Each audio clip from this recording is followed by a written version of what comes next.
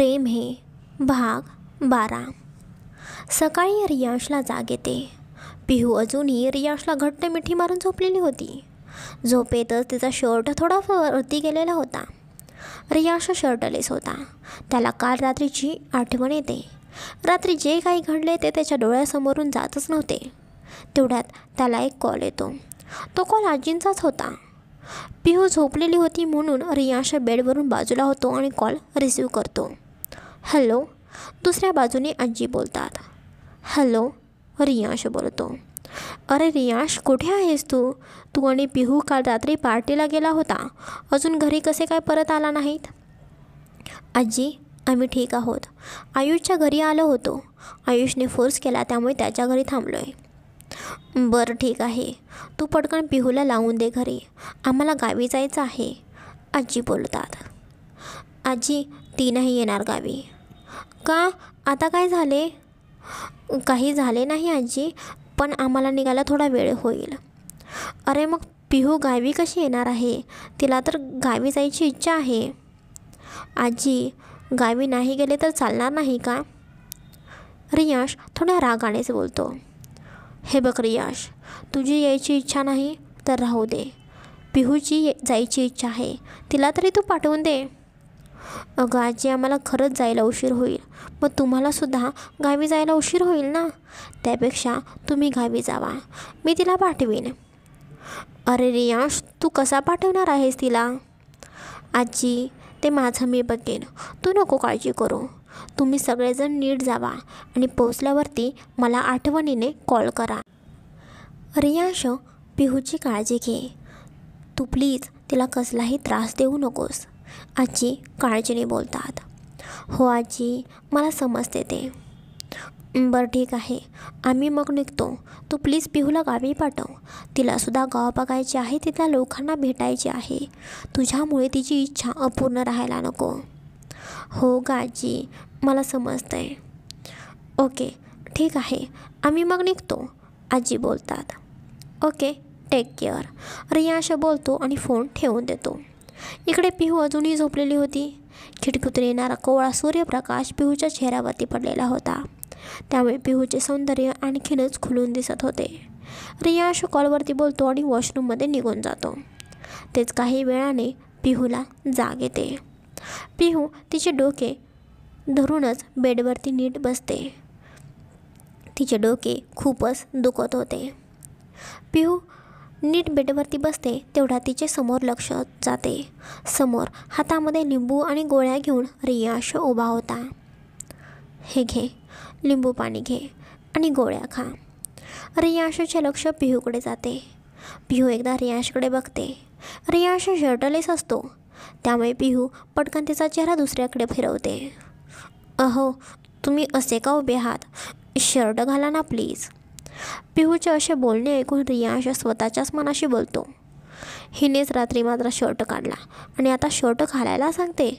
हीच रात्री माझ्याकडे एका वेगळ्याच नजरेने बघत होती आणि आता बघा. रियांश बोलतच पिहूकडे बघतो आणि बोलतो. शर्ट दे माझा. कसला शर्ट? पिहू प्रश्नार्थक नजरेने रियांशकडे बघत बोलते. तू तुझ्या अंगात घातलेला आहेस ना, तो माझा शर्ट आहे.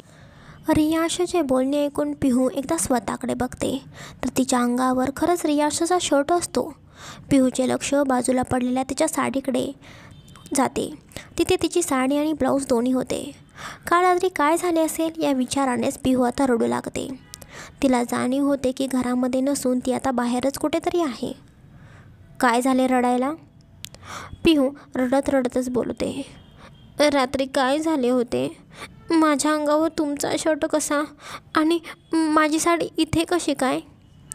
हे तू मला विचारतेस? रियांश नाटकी स्वरातच पिहूकडे बघत बोलतो. म्हणजे काय झाले? प्लीज मला सांगा ना. पिहू रडत रडतच बोलू लागते. काल रात्री ना तसे खूप काही झाले. तू तर मला सोडतच नव्हतीस. रियांश पिहूच्या जवळ जाऊन तिच्याकडे बघत बोलतो. नाही, असे नाही होऊ शकत. मी असे का करू? आता तू जे केले आहेस तेच मी तुला सांगतोय. तू मला सोडतच नव्हतीस. तू खूप काही मला काय काय बोललीस. काय काय बोलले मी? पिहू लहान बाळासारखं रियांशकडे बघून त्याला विचारते. नाही, काही नाही. जाऊ दे तो विषय. नाही, सांगा ना, काय झाले आहे? रियांश पिहूच्या जवळ जाऊन बसतो. रियांशला शर्टलेस बघून पिहू पटकन दुसरीकडे बघते. शर्टलेस रियांशला बघून पिहूच्या पोटात फुलपाखरे उडत होती. मला सांग, का तुला कोणी ड्रिंक वगैरे दिले होते का? हो, मी कधीच ड्रिंक नाही घेत. प्लीज माझ्यावरती विश्वास ठेवा, पिहू रडक्या स्वरात बोलते. मी फक्त तुला विचारले आहे, तुला कोणी ड्रिंक दिले होते का? नाही हो, मला खूप जणांनी ड्रिंकसाठी विचारलेले होते, पण मी नाही घेतले, पिहू पटकन बोलते. रियांश फक्त इतकेच बोलतो. अहो, आपल्यात काही झाले आहे का? पिहू परत रियांशला विचारते. नाही, काही नाही झाले. मग माझ्या अंगावर तुमचा शर्ट कसा काय? पिहूचे बोलणे इग्नोर करत रियांश पटकन बोलतो.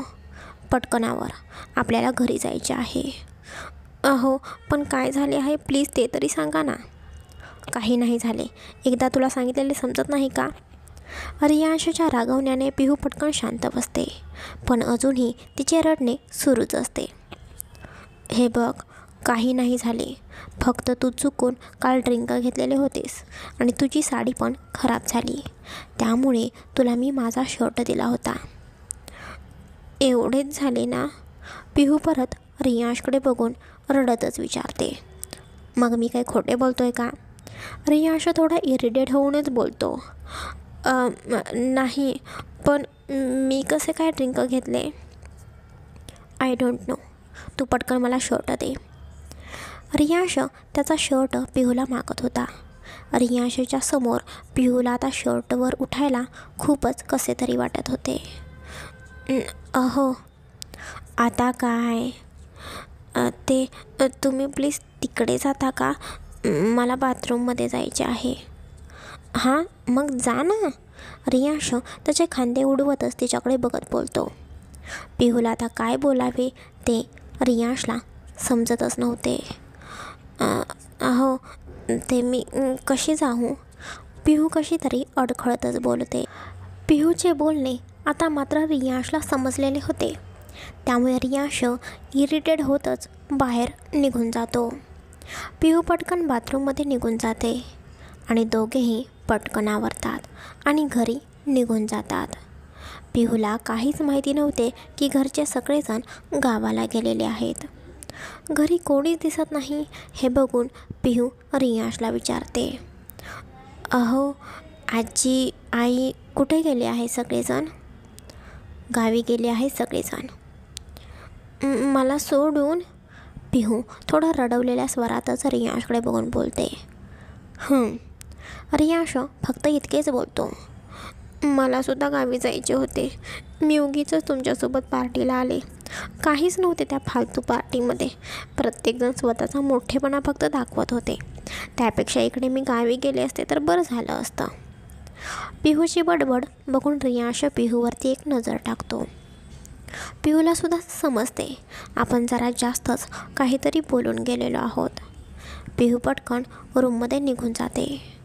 रियांशसुद्धा त्याचे आवरून ऑफिसला निघून जातो. आज घरात कोणीच नसते.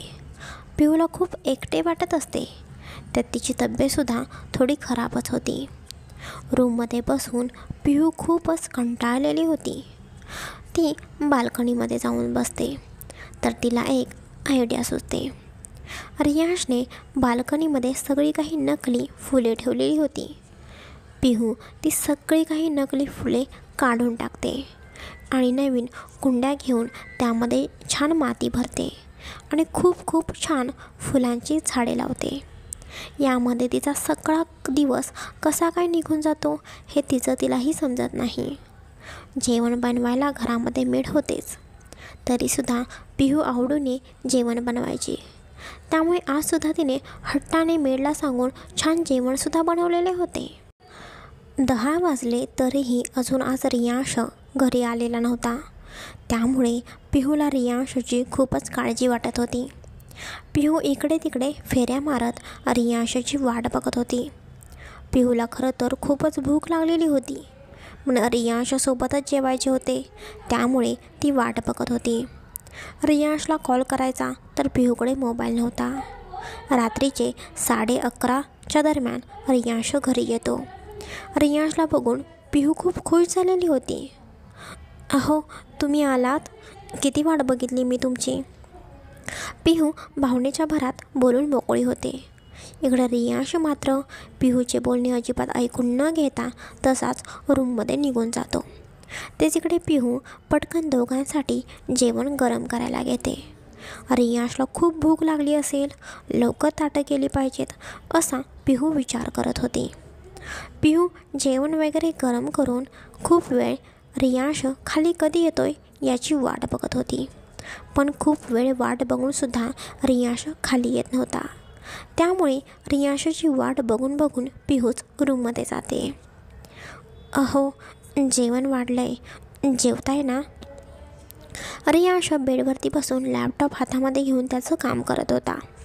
तो पिहूकडे न बघताच लॅपटॉपवर काम करतच बोलतो, मला भूक नाही, मी खाल्ले आहे बाहेर. रियांशचे हे बोलणे ऐकून पिहू मात्र आता नाराज झालेली होती. ती आता काय बोलणार होती, त्यामुळे ती तशीच बाहेर जावं लागते. तेवढ्यात तिला परत पाठीमागून रियांशचा आवाज ऐकू येतो. 1 मिनिट. रियांशचा आवाज ऐकून पिहू थोडी आनंदाने पाठीमागे वळून बघते. रियांश पिहूकडे रागाने बघतो आणि विचारतो, बाल्कनीमध्ये काय केले आहे ते. अहो, ते मी फुलांची झाडे लावली आहेत. म्हणजे बघा ना, खऱ्या फुलांचा वास दरवळत असेल तर मन किती प्रसन्न राहते. तुम्ही ती फुले ठेवली होती, त्याच्याकडे बघून कधीच प्रसन्न वाटले नाही, म्हणून मी ही फुलांची झाडे लावली. पिहूचे बोलणे ऐकून रियांशला खूपच राग आलेला होता. तो रागातच बोलतो, तुला कोणी सांगितले आहे हे करायला. ही माझी रूम आहे, इथे मला पाहिजे तेच होईल. मी तुला खूप वेळा सांगितले आहे, माझ्या वस्तूंना हात लावायचा नाही. कळत नाही का गं तुला. थोडे नीट बोलले की तुम्ही मुली डोक्यावरती चढता. तुला काय वाटले असं वागून इम्प्रेशन पडेल. तर हा तुझा एक पूर्णपणे चुकीचा समज आहे. माझ्या मनात तुझ्याबद्दल कधीच काही वाटू शकणार नाही. एवढं सगळं पिहूने प्रेमाने केलेलं होतं, पण रियांशचे बोलणे ऐकून पिहूच्या डोळ्यामध्ये टचकन पाणी चाललेलं होतं. पिहूची तब्येत खराब असूनसुद्धा पिहूने रियांशसाठी जेवायची थांबलेली होती. पण रियांश जेवूनच बाहेरून आलेला होता. पिहू रियांशला काहीच न बोलता किचनमध्ये जाते आणि आहे तसे जेवण नीट ठेवून देते. आता तिचीसुद्धा जेवायची इच्छा राहिलेली नव्हती. खरं तर स्त्रियांची एक साधी अपेक्षा असते ना हो, दिवसभर आपला नवरा आपल्यासोबत नसतो, त्याच्यासोबत रात्रीचा तरी टाईम मिळेल. त्या तुमच्याकडे काही दिवसभर टाईम मागत नाहीत, फक्त रात्री थोडा वेळ मागत असतात. तो सुद्धा नाही देऊ शकत तुम्ही. स्त्री तिचं माहेर फक्त तिच्या नवऱ्यासाठी सोडून येते. तिचे आई वडील, तिचे घर, सगळं काही ती फक्त तुमच्यासाठी सोडून येते. नवरा हाच तिचं सर्वस्व असतो. लग्नानंतर तिच्या सासरचे घर, घरची माणसं, सगळं काही तिच्यासाठी पूर्णपणे नवीन असते. त्यात तिला तिच्या हक्काच्या माणसाची म्हणजेच फक्त नवऱ्याची साथ, त्याचं प्रेम पाहिजे असते. तिला काही नाही मिळालं तरी चालते, पण नवऱ्याचं प्रेम भेटावं एवढीच तिची एक साधी अपेक्षा असते. पण पिहूच्या बाबतीत असे काहीच नव्हते. रियांश तर कधीच पिहूला समजून घेत नव्हता. पिहू नाराज होऊन तशीच रूममध्ये येते आणि रूममध्ये येऊन सोफ्यावरती झोपी जाते. आज खरं तर ती खूपच दमलेली होती. पण इकडे मात्र रियांशला कसल्याच गोष्टींची काळजी नव्हती. ती जेवली आहे की नाही याबाबत तो साधी विचारपूससुद्धा करत नव्हता. दुसऱ्या दिवशी रियांश उठून त्याचे सगळे काही आवरतो. 10 वाजत आले तरीही अजून पिहू उठलेलीच नव्हती. रियांशला खरं तर पिहूच्या हातच्या कॉफीची सवयच झालेली होती. रोज तो पिहूच्या हातची कॉफी पिऊनच ऑफिसला जात होता. पण पिहू अजूनही उठलेली नव्हती. त्यामुळे रियांशला आज कॉफी मिळालेली नव्हती आणि तो कॉफी पिला नाही म्हणून त्याची खूपच चिडचिड होत होती. किती बेजबाबदार मुलगी आहे ही. घरचे सगळे गावाला गेले तर ही आता निवांत झोपली आहे. घरच्यांना फक्त दाखवून देते, पण हिचे खरे रूप फक्त मला माहिती आहे. रियांश रागातच स्वतःच्या मनाशी बडबड करत होता. रियांश रागाने काहीच न खाता घरातून ऑफिसला निघून जातो. इकडे किती उशीर झालं, पिहू अजूनही उठलेली नव्हती. रूमची साफसफाई करण्यासाठी सीमा रूममध्ये येते तर पिहू अजूनही सोफ्यावरती झोपलेली त्यांना दिसते. त्या पिहूला उठवण्यासाठी तिच्या जवळ जातात.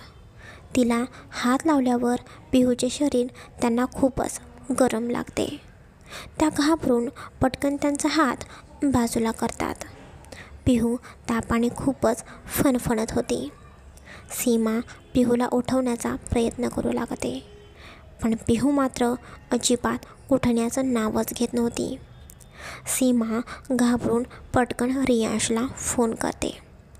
इकडे रियांश त्याच्या महत्त्वाच्या मीटिंगमध्ये होता, त्यामुळे तो सीमाचा कॉल रिसीव करत नाही. आता मात्र सीमाला काय करावं ते समजत नव्हतं. त्यामुळे सीमा काळजीने नाईलाजाने निलिमाला कॉल करते. हॅलो, निलिमा बोलते. हॅलो बाईसाहेब, अहो पिहूताईंची तब्येत खूपच खराब आहे. त्या तापाने खूपच फणफणत आहेत. सीमा घाबरून बोलते. काय? आणि रियांश कुठे आहे? डॉक्टरांना बोलवलेलं आहे का तुम्ही? निलिमासुद्धा सीमाचे बोलणे ऐकून घाबरूनच बोलते. बाईसाहेब, मी खरं तर साहेबांना कॉल केला होता, पण साहेब माझा कॉलच उचलत नाहीत. बरं थांब, मी सांगते त्याला. तोपर्यंत तो डॉक्टरांना कॉल कर आणि डॉक्टरांना घरी बोलवून घे, निलिमा काळजीने बोलते. हो ताईसाहेब, मी बोलवते डॉक्टरांना, पण तुम्हीसुद्धा लवकरात लवकर रियांश साहेबांना घरी बोलवा, कारण खरंच पिहूताईंची तब्येत खूपच बिघडलेली आहे. सीमा घाबरून बोलते आणि कॉल ठेवते आणि त्यानंतर सीमा पटकन डॉक्टरांना कॉल करून घरी बोलावते. इकडे रियांश अजूनही मीटिंगमध्ये होता, त्यामुळे तो निलिमाचे सुद्धा कॉल रिसीव करत नव्हता. निलिमा, काय झाले? एवढी अस्वस्थ का वाटत आहेस? आजी निलिमाकडे बघून विचारतात. आई, बघा ना, पिहूची तब्येत खूपच बिघडलेली आहे. ती तापाने फणफणत आहे आणि तिच्या जवळसुद्धा आता कोणीच नाही. रियांशला मी कॉल करून सांगण्याचा प्रयत्न करत आहे, पण तोसुद्धा कॉल रिसीव करत नाही बघा. खरं तर निलिमाचे बोलणे ऐकून आजींनासुद्धा टेन्शन आलेले होते. तरीसुद्धा आजी निलिमाकडे बघतात आणि बोलतात. नीलू, तू पटकन आयुषला कॉल करून सांग. तो नक्कीच ही बातमी रियांशपर्यंत पोहोचवेल. हो आई, मी सुद्धा आता तेच करते आहे, निलिमा बोलते आणि निलिमा पटकन आयुषला कॉल करते. हॅलो आयुष, निलिमा घाबरून बोलते. हां हॅलो आई, बोला ना, काय झाले? तुम्ही गावी निघाला आहात ना? रियांश बोलला मला मगाशी. हो आयुष, आम्ही गावी जात आहोत, पण रियांश कुठे आहे मला सांगशील का? आई, तो एक महत्त्वाची मीटिंग अटेंड करत आहे. काय झाले आई?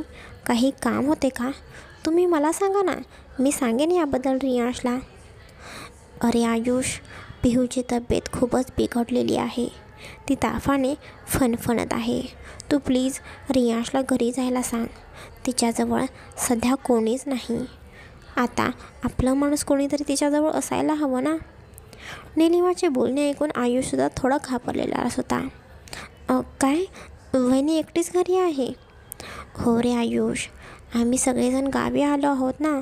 घरी सीमा आहे आणि सीमाने डॉक्टरांना सुद्धा बोलवलेले आहे. म्हणजे तसं मीच तिला डॉक्टरांना बोलवायला सांगितलेले आहे, पण तिच्यासोबत कोणीतरी आपला माणूस पाहिजे ना. हो आई, तुम्ही बरोबर करताय, आयुष बोलतो. आई, तुम्ही अजिबात काळजी करू नका. मी रियांशला पटकन घरी पाठवतो, आयुष बोलतो आणि पटकन कॉल कट करतो. आयुष फोन ठेवून पटकन मीटिंग हॉलमध्ये जातो. तिकडे रियांशची मीटिंगसुद्धा जस्टच संपलेली होती. रियांश, पटकन तू घरी जा, आयुष घाबरतच तिथे येऊन बोलतो. काय झाले? रियांश बोलतो. अरे, वहिनींची तब्येत खूप बिघडलेली आहे, त्यांना खूप ताप आलेला आहे. तू प्लीज घरी जा. आता तू त्यांच्यासोबत असणं खूप इम्पॉर्टंट आहे. आयुष, ही सगळी काही तिची नाटकं असणार आहेत. मला माहिती आहे ती कशी आहे ते. तू तिची बाजू नको घेऊस. अरे रियांश, तू काय बोलतोयस? तुला तरी समजते का? तिथे वहिनी आजारी आहेत, त्यांची काळजी करायची सोडून तू त्यांना ब्लेम देतोयस. मला आत्ताच खरं तर आईचा फोन आलेला होता. त्यांनीच तुला पटकन घरी जायला सांगितलेले आहे. मी इथले सगळे काही बघतो, तू काळजी करू नको. तू फक्त पटकन घरी जा. आता घरातूनच फोन आलेला आहे, आईने सांगितलेले आहे. त्यामुळे रियांशचा सुद्धा नाईलाज होतो. तो सुद्धा पटकन आवरून घरी निघून जातो. तिकडे सीमाने घरातल्या काही लोकांच्या सहाय्याने पिहूला बेडवरती झोपवलेले असते. रियांशला पिहूची ही सगळी काही खूप नाटकी वाटत होती. डॉक्टरसुद्धा घरी येतात आणि पिहूला चेक करतात. तेवढ्यात रियांशसुद्धा ऑफिसमधून घरी येतो आणि डायरेक्टच त्याच्या रूममध्ये निघून जातो. काय झाले आहे तिला? रियांश डॉक्टरांकडे बघून बोलतो. सर, यांनी कसले तरी टेन्शन घेतले आहे.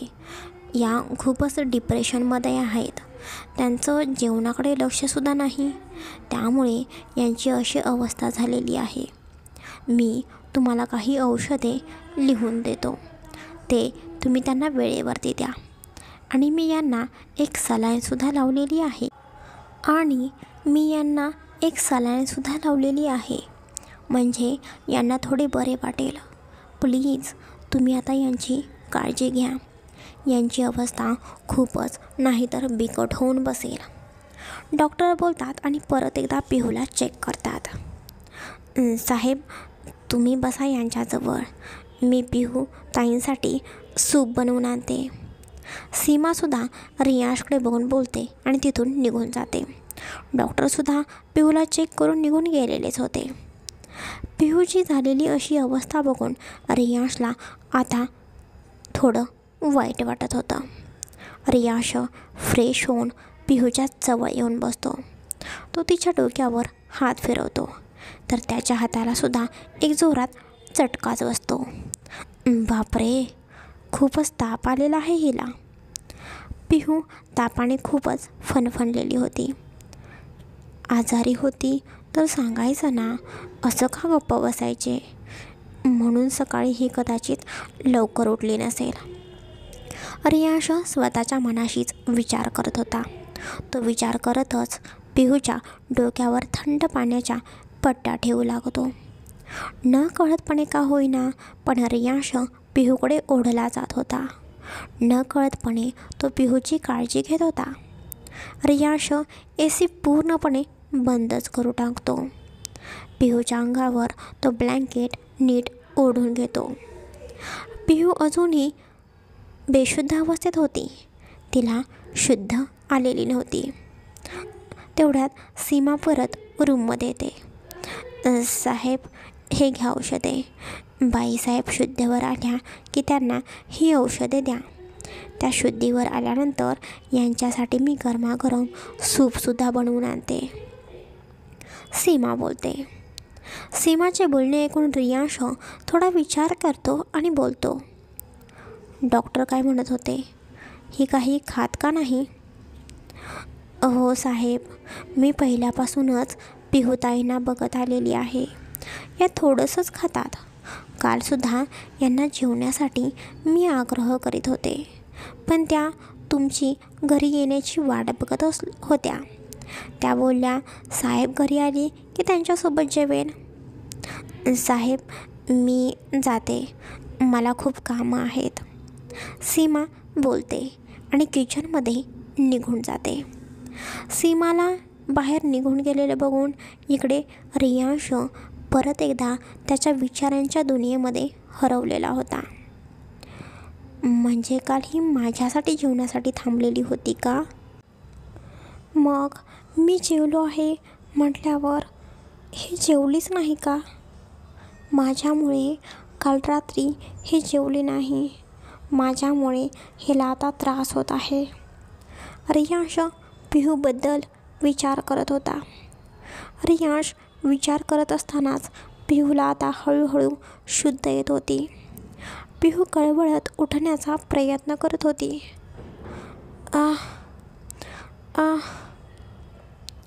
पिहूच्या या आवाजाने रियांशचे लक्ष पटकन पिहूकडे जाते.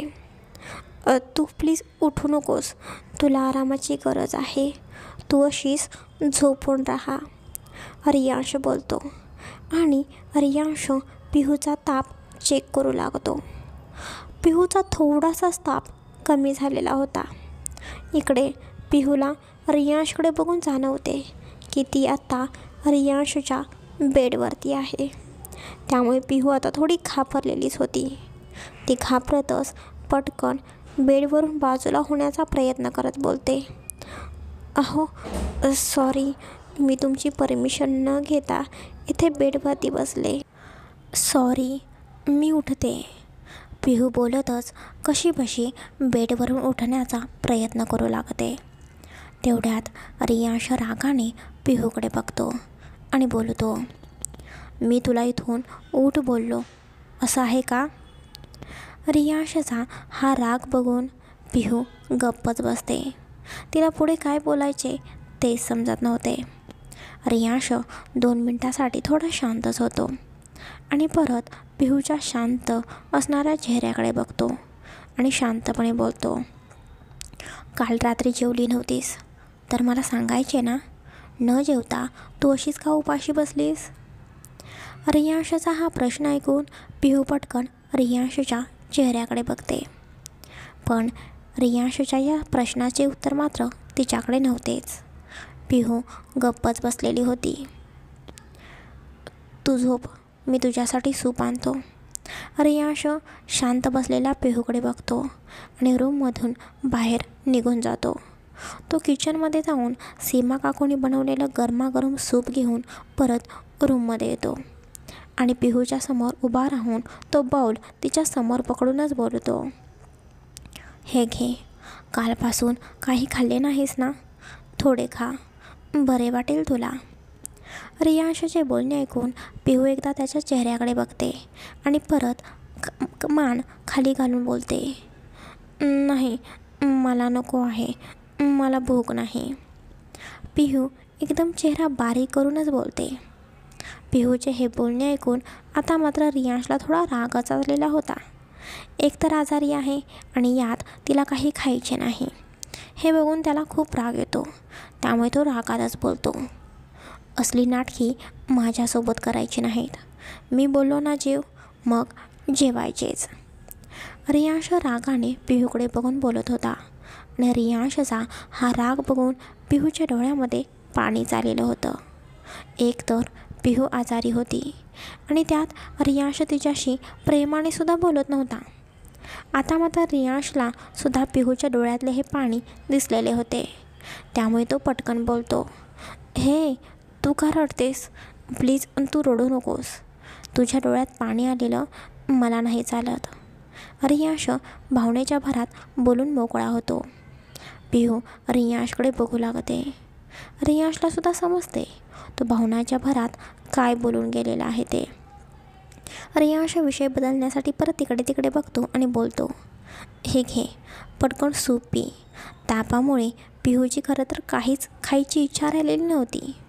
पिहू काही खातच नाही हे बघून रियांश तिच्या बाजूला बसतो आणि तिला स्वतःच्या हाताने सूप भरवू लागतो. पिहूसुद्धा काहीच न बोलता रियांशच्या हातून ते सूप पिते. थोडे पिहून झाल्यानंतर आता पिहूला ते सूप नको होते. पिहू पटकन चेहरा बाजूला करते आणि बोलते, अहो बास, माझे पोट भरले आहे. अगं एवढेसं तरी तू खाल्लेस, अजून थोडे खा ना. अहो खरंच नको प्लीज. पिहूचा हा चेहरा बघून रियांशसुद्धा पिहूला जास्त फोर्स करत नाही. त्यानंतर तो हातातील सूपचा बाऊल बाजूला ठेवतो आणि पिहूच्या समोर गोळ्या पकडत बोलतो, हे घे गोळ्या खा. आता मात्र रियांशच्या त्या कडू हातातल्या गोळ्या बघून पिहू तोंड वेडवाकडं करतच बोलते, नाही नको, मला नाही आवडत औषध. औषधे आवडण्यासाठी खातात का? पटकन खा, नाही तर मी रागवेन. रियांश मुद्दामच थोड्या रागानेच बोलतो, कारण त्याला माहिती होते त्याचा राग बघून पिहू ऐकतेच. पिहूसुद्धा आता कसे तरी नाईलाजाने औषध खाते. आता मात्र रियांशच्या चेहऱ्यावरती एक स्माईल आलेली होती. तो हसतच बोलतो, गुड गर्ल, आता पटकन झोप, थोडा आराम कर, तुला बरं वाटेल. पिहू रियांशचे एकदम लहान बाळाप्रमाणे सगळं काही ऐकत होते. औषधाच्या गुंगीने तिलासुद्धा झोप येत होती. बसल्या जागी ती रियांशच्या जवळच झोपी जाते. चला गाईज, आजचा भाग कसा वाटला नक्की भरभरून कमेंट्स करून सांगा. पुढचा भाग लवकरच प्रकाशित होईल. तुम्हाला माहिती आहे ना, मी रोज एक पार्ट टाकणार आहे. त्यामुळे आज पार्ट झाल्यानंतर उद्याच पार्ट येईल. त्यामुळे असं म्हणू नका एका दिवशी 2 पार्ट टाक म्हणून. प्लीज समजून घ्या. कॉलेज आणि एक्झाम, प्रोजेक्ट या सगळ्या काही गोष्टीतून टाईम काढून मी हे सगळं काही करत असते. त्यामुळे प्लीज सपोर्ट करा आणि नक्कीच माझ्या चॅनेलला सबस्क्राईब करा, शेअर करा, लाईक करा. Bye bye, take care.